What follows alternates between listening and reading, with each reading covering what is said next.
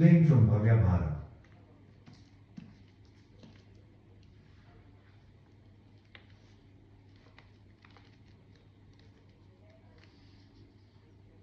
आश्चर्य में भरे नारद वृषभानु के पीछे पीछे अंतःपुर में चले आते हैं। जाकर देखा स्वर्ण निर्मित सजीव सुंदरतम प्रतिमा सी एक बालिका भूमि पर लौट रही है। देखते ही नारद का धैर्य जाता रहा। अपने को वे किसी प्रकार भी संवरण ना कर सके। वे दौड़े तथा बालिका को उठाकर उन्होंने अंक में ले लिया। एक परमानंद सिंधु की लहरें देवर्षि को लपेट लेती हैं। उनके प्राणों में अनुभूत पूर्व एक अद्भुत प्रेम का संचार हो जाता है। वे बालिका को क्रोड़ में धारण किए मूर्छित हो जाते हैं। दो घड़ी के लिए तो उनकी यह दशा है मानो उनका शरीर एक शिलाखंड हो। दो घड़ी के पश्चात जाकर कहीं ब्रह्म ज्ञान कहीं बाह्य ज्ञान होता है तथा बालिका का अप्रतिम सौंदर्य निहारकर विस्मय की सीमा नहीं रहती। वे मन ही मन सोचने लगते हैं, ओह, ऐसे सौंदर्य के दर्शन मुझे तो कभी नहीं हुए। मेरी अबाध गति है, सभी लोगों में स्वच्छंद विचरता हूँ। ब्रह्मलोक, रुद्रलोक, इंद्रलोक, इनमें कहीं भी शोभा सागर का एक बिंदु भी मैंने नहीं देखा। महामाया भगवती शैलेंद्र नंदिनी के दर्शन मैंने किए हैं। उनका सौंदर्य चराचर मोहन है, किंतु इतनी सुंदर तो कभी नहीं। लक्ष्मी, सरस्वती, कांति, विद्या आदि सुंदरियां तो इस सौंदर्य पुंज की छाया भी नहीं छुपाती। विष्णु के हर विमोहन उस मोहिनी रूप को भी मैंने देखा है, पर इस अतुल रूप की तुलना में वह भी नहीं। बालिका को देखते ही श्री गोविंद चरणाम्बुज में मेरी जैसी प्रीति उमड़ी, वैसी आदत कभी नहीं हुई। बस बस यही श्री राधा है, निश्चय ही यही श्री रासेश्वरी है। देवर्षि का अंतर हृदय आलोकित हो उठा। वृषभानु, कुछ क्षण के लिए तुम बाहर चले जाओ, बालिका के संबंध में कुछ करना चाहता हूँ। गदगद कंठ से देवर्षि ने धीरे धीरे कहा।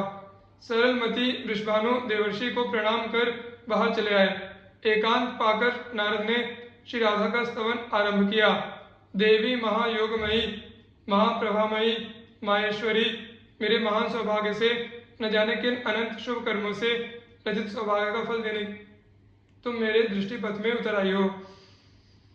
देवी तुम ही ब्रह्म हो, सच्चिदानंद ब्रह्म के सत अंश में स्थित संधिनी शक्ति की चरम परिणति विशुद्ध तत्व तुम ही हो।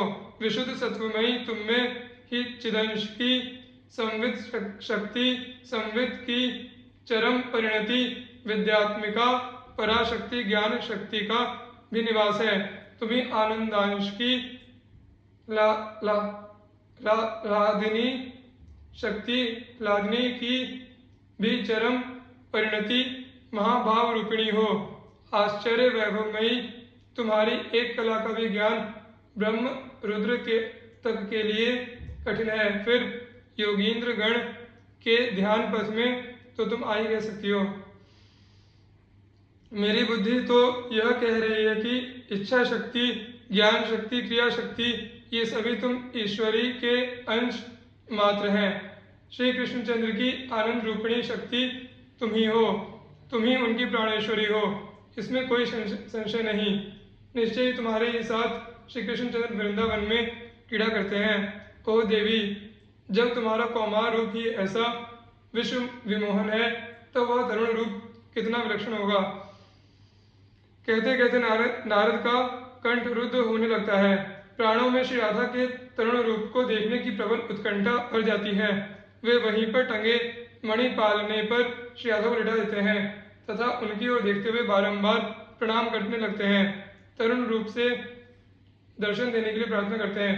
नारद के अंतर हृदय में मानो कोई कह देता है, देवर्षि श्री कृष्ण की वंदना करो, तभी श्री कृष्ण प्रियतमा के नेत्र तुम्हारी ओर फिरेंगे।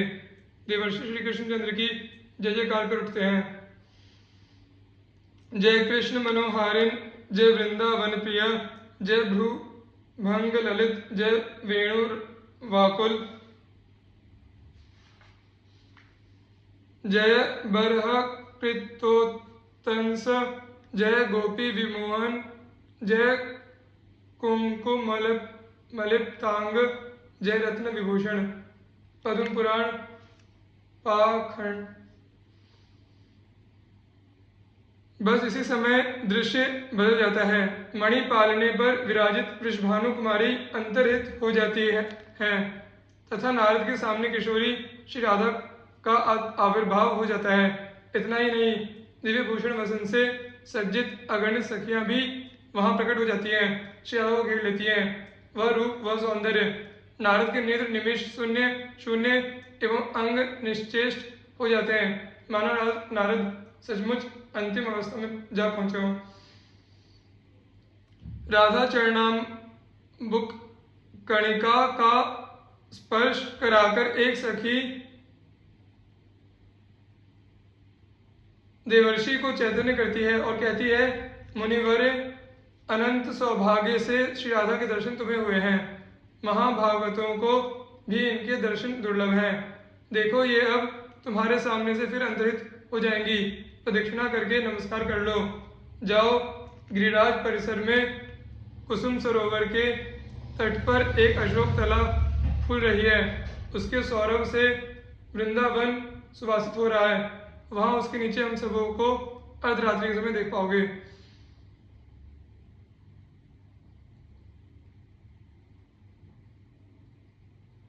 श्री राधा का वह कैशोर रूप अंतरित हो गया।